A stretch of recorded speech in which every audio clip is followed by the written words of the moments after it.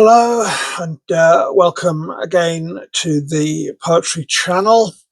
The poems I'm going to read today are on a subject that, considering how much of a role it plays in human life and how many problems it can cause, has received less attention head on from writers than you might expect.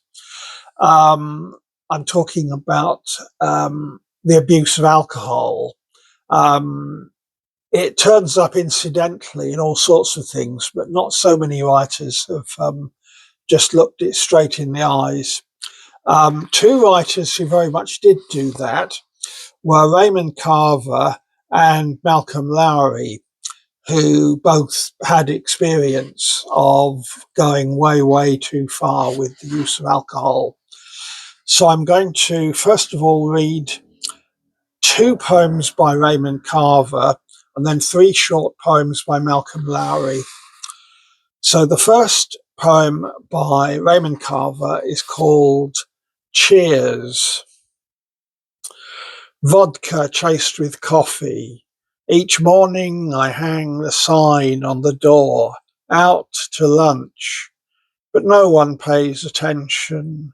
My friends look at the sign and sometimes leave little notes, or else they call, "Come out and play, Raymond."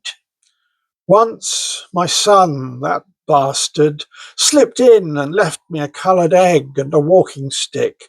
I think he drank some of my vodka. And last week, my wife dropped by with a can of beef soup and a carton of tears. She drank some of my vodka too, I think.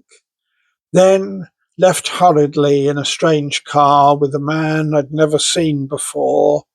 They don't understand. I'm fine, just fine where I am. For any day now, I shall be. I intend to take all the time in this world, consider everything, even miracles, yet remain on guard, ever more careful, more watchful, against those who would sin against me, against those who would steal vodka, against those who would do me harm.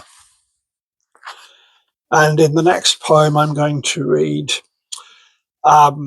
it's very clear that what's doing him harm is the alcohol itself, and not just to him either, but to his wife and his daughter. So this poem is called To My Daughter, and it has an epigraph from Anna Akhmatova, which is, "Everything I see will outlive me." It's too late now to put a curse on you. Wish you plain, say, as Yeats did his daughter. And when we met her in Sligo selling her paintings, it had worked. She was the plainest, oldest woman in Ireland, but she was safe. For the longest time, his reasoning escaped me.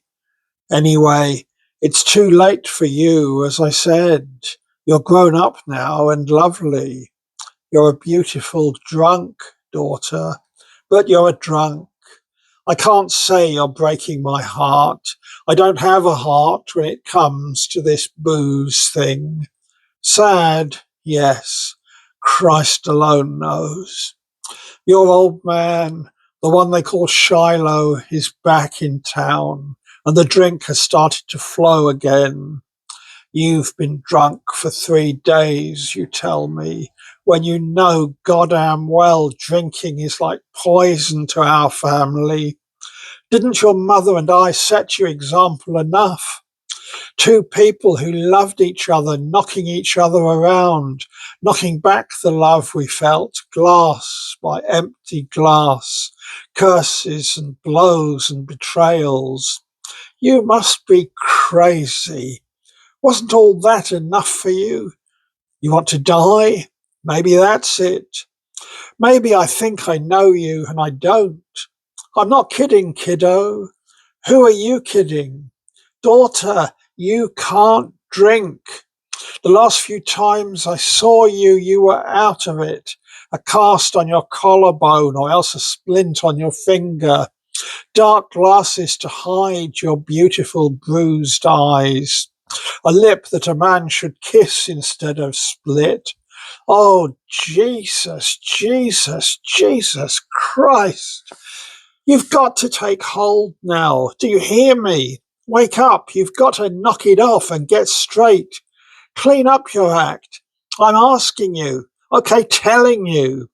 Sure, our family was made to squander, not collect, but turn this around now. You simply must. That's all. Daughter, you can't drink. It will kill you, like it did your mother and me. Like it did. And the other writer I'm going to read is Malcolm Lowry. Malcolm Lowry is much better known as a novelist and short story writer than as a poet, but he did write some poetry, and some of it indeed was about his problems with drinking.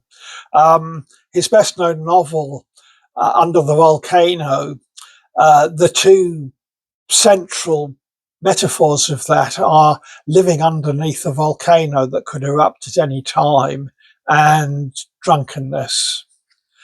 Right. So I'm going to read three short poems by Malcolm Lowry. The first one is called No Time to Stop and Think. The only hope is the next drink. If you like, you take a walk. No time to stop and think. The only hope is the next drink. Useless, trembling on the brink.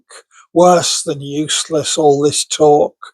The only hope is the next drink. If you like, you take a walk. And the second one is called Comfort. You are not the first man to have the shakes, the wheels, the horrors, to wear the scarlet snowshoe, nor yet the invincible harlot, dogged by eyes like fishnets. Leaning, aches the iron face with agate eyes, and wakes the guardian angel, sees the past, a Parthenon of possibilities. You are not the first man to be caught lying, nor to be told that you are dying. And the third Malcolm Lowry poem I'm going to read is The Drunkards. The noise of death is in this desolate bar, where tranquility sits bowed over its prayer, and music shells the dream of the lover.